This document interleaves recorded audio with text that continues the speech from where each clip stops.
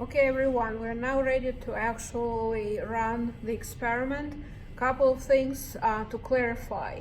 So what you're seeing on the screen here is I scanned the data table for this experiment, and what's going to happen is you can see the table actually has room for 5 trials. We're not going to have to do 5.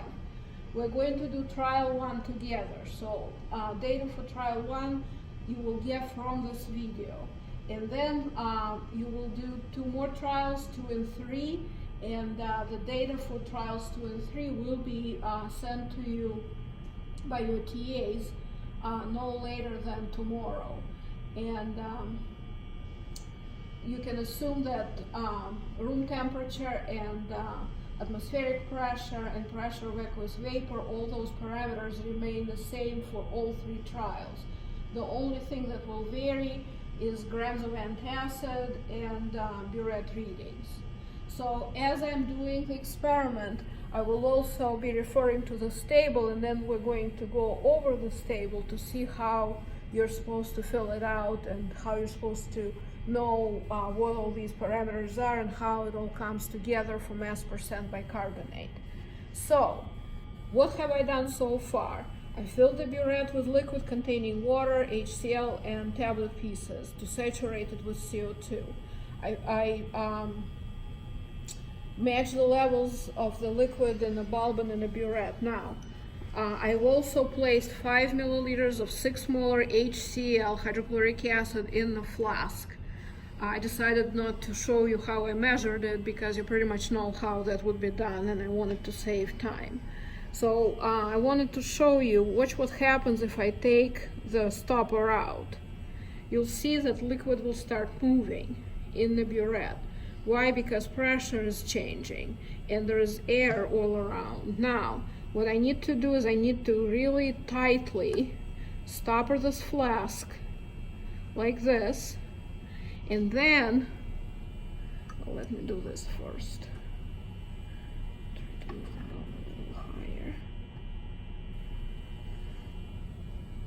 Now when I'm stopping, you'll notice the liquid level drop.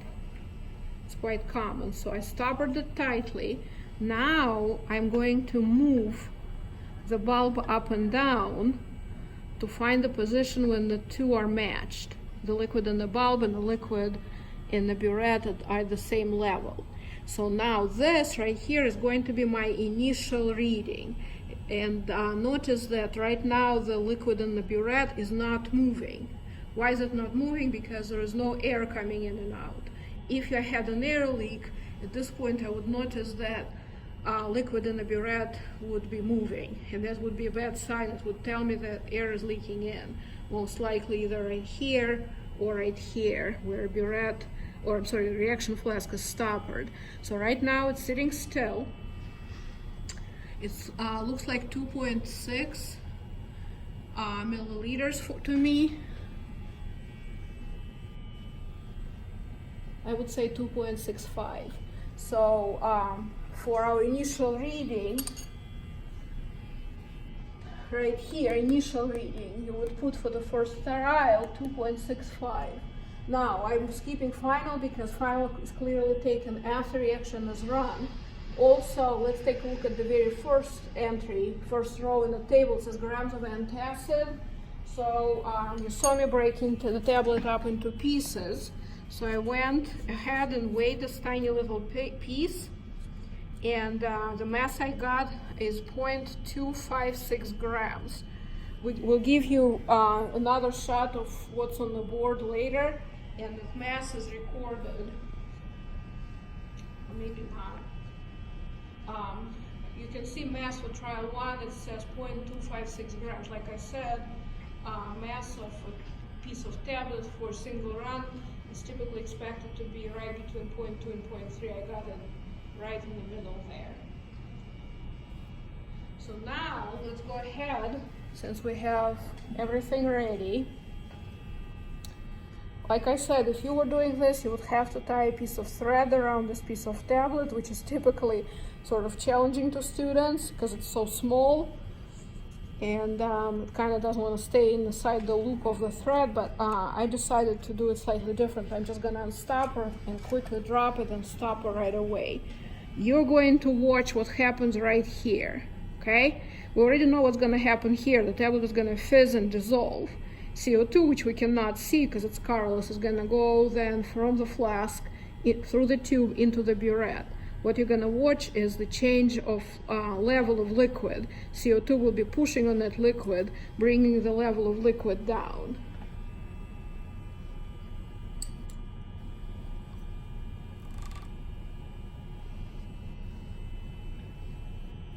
So you can see hopefully that tablet is dissolving, and the level of liquid is fairly quickly dropping here.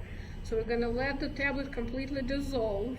We will know that it completely dissolved when it stops bubbling and fizzing and no more solid is visible. I'm going to sort of ensure that entire piece of tablet has dissolved. As you can see, the liquid stopped moving. Now, the bulb is still up here, but the liquid in the burette is all the way down here. Would it be correct if we measured the volume now? The final volume? The answer is no, absolutely not. Why wouldn't it be correct? Well, because the pressure inside the burette is clearly different from that in the bulb, or exerted on the liquid in the bulb. So watch what I'm going to do. I'm going to unscrew the ring holder holding the bulb. I'm bringing the bulb all the way down here, and I'm trying to again match the levels of liquid in the bulb and in the burette, sort of like we did up here. Right, so if you notice, if I pull the bulb too high, liquid will not go as high. Likewise, if I put the bulb too far down, liquid will not go. So my goal is to find the situation where the two are matched. This will indicate to me that the pressure exerted on the liquid in the bulb is absolutely equal to the pressure inside the burette. And it looks to be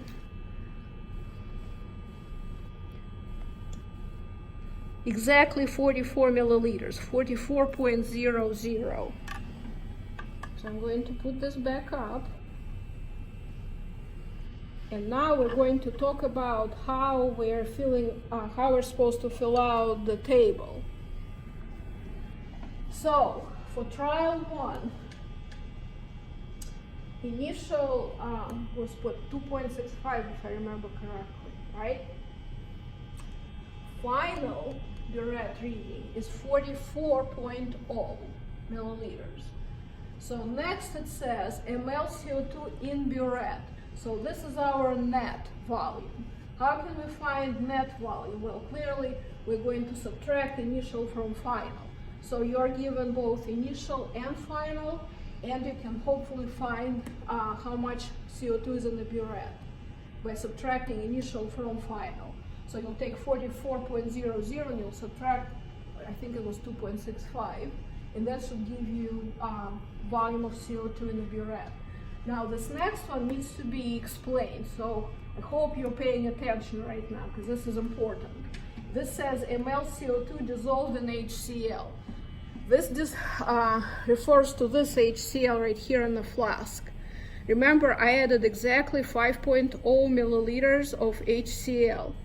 In the table, I don't know how you see it here, there is an asterisk on this page in the lab manual which says assume there was 0.80 milliliters CO2 dissolved per milliliter of HCl solution.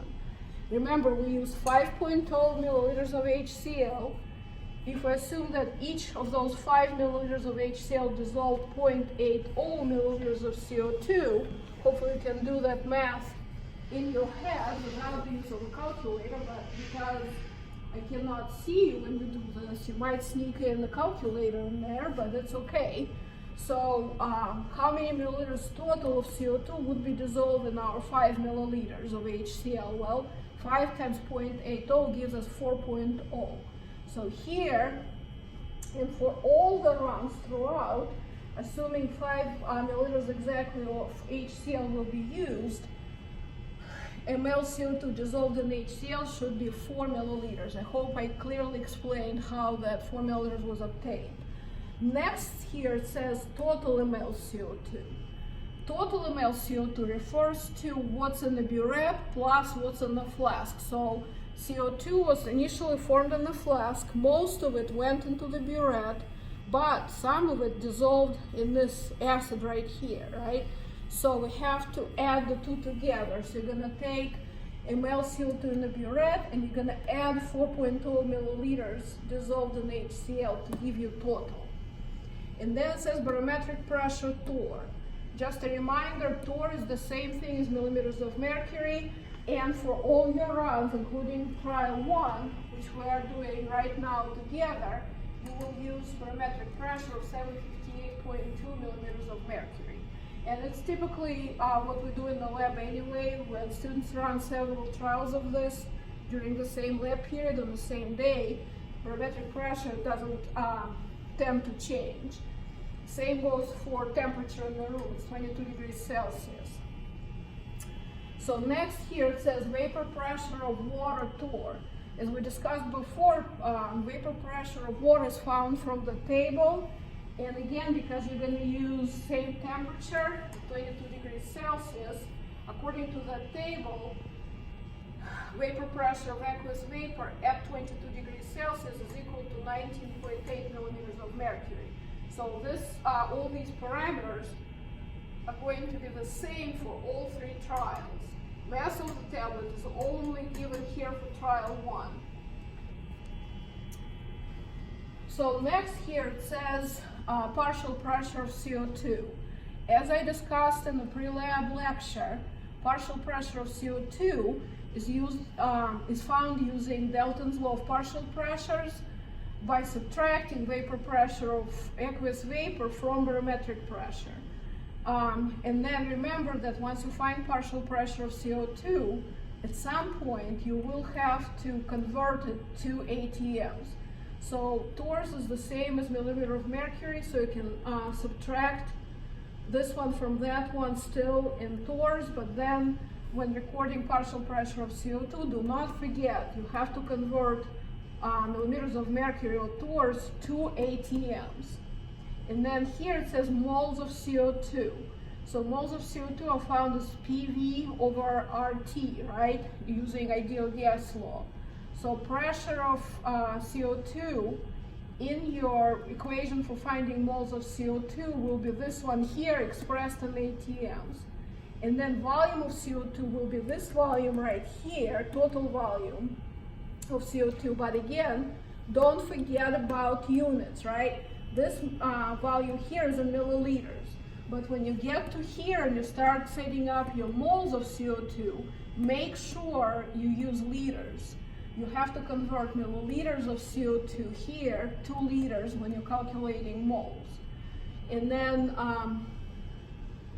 our universal gas constant is given in the notes, as I showed you earlier. And then value for temperature is 22 degrees Celsius converted once again to Kelvin. So this number of moles of CO2 is a very important number, because then it will determine the rest of your calculations. I always ask students when we do this question, this lab, and I wish I could ask this question directly to you now. Can this number of moles of CO2 that we obtain in this experiment be close to, say, 1 mole? And I hope you understand that it absolutely could not. You hopefully remember that you were told in lecture, and it's definitely in your textbook, that 1 mole of any gas at standard temperature and pressure occupies volume of 22.4 liters, right? So 1 mole of gas would be close to over 20 liters. We are talking about a measly 50 milliliter burette here. This total volume in here is 50 milliliters. So what I'm trying to get to is when you're doing your math and you get to moles of CO2, the number of moles you should get should be something like 0.001 something. Definitely a lot less than 1. And then once you find your moles, hopefully correctly after converting all the units necessary, you'll get to grams of bicarbonate. And then you get to mass percent. So how do you find mass percent? Once you know grams, you divide it by mass of antacid. So for trial 1 that we're considering today, the one I just ran, the mass of antacid would be 0.256 grams. So you would take mass of bicarbonate you find here, divided by 0.256, and that should give you mass percent bicarbonate. Here it says run OK question mark. What does that mean? Well, typically when students do this, sometimes they may not understand completely how to use the setup from the first time. So they may have air leak, they may have stopper here not stopping the flask tightly and some CO2 escaping. Sometimes they may forget to lower the bulb to take the final reading. So we typically tell them after you calculate your mass percent bicarbonate, you tell us and we'll tell you whether your run is okay or not. Because you're not doing it yourself, all the data that I'm showing you here now and the data that you're going to get from your TA will be vetted, so it will be correct data, so you don't have to worry about your run being okay or not. So one other last thing I'd like to mention here for this mass percent bicarbonate, if calculations are done correctly and all the experimental data is working well, mass percent of bicarbonate should definitely above 50%. So typically what we're looking for is a value of above 50% for percent bicarbonate. So over half of the tablet of Alka-Seltzer contains sodium bicarbonate and just plain baking soda. So that concludes our videos for this semester. Best of luck on your finals. Have a great summer. Try to enjoy it as much as possible. Stay well, stay safe, and I hope to see you in Chem 1280 in the fall. Finally, I'd like to give a shout out to my daughter, Rona, who helped me record all these videos for me. Bye, everybody.